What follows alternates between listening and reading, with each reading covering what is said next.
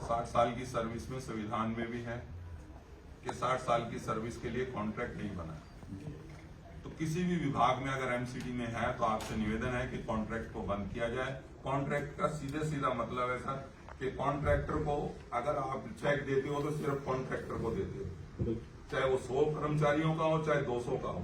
Sir आप उसको check करवाइए कि 50% से ज्यादा उसकी जेब में जाता है सर पैसा।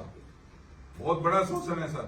आपके जितने ऑटो टिपर है यहाँ आए हुए सर, ऑटो टिपर्स की बुरी हालत है सर। ऑटो टिपरों की हालत ये है कि 300 गाड़ियां चल रही है जिसमें गाड़ी चलती है 20, 30, 40, इससे ज्यादा गाड़ियां नहीं चलती हैं। जहां जहां कॉन्ट्रैक्ट है सर हम उसका विरोध करेंगे, हर हाल में करेंगे, क्योंकि संविधान में लिखा है कि 60 साल की सर्विस में कॉन्ट्रैक्ट लागू नहीं होना चाहिए।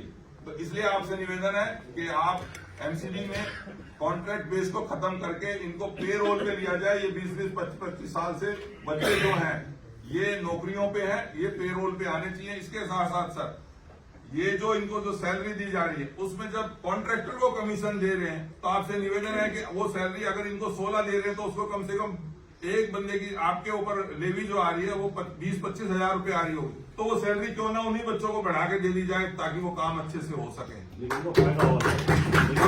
फायदा होगा सर। कॉन्ट्रैक्ट सर आज दिवाली आने वाली हो रही है, यहाँ कॉन्ट्रैक्ट के बच्चे आए हुए, अभी तक उनकी सैलरी नहीं हुई है, जबकि आप लोगों के साथ एग्रीमेंट होता है कि 7 तारीख तक उनको सैलरी देनी होगी, चाहे वो अपनी जेब से दे या आप लोग उनको दें।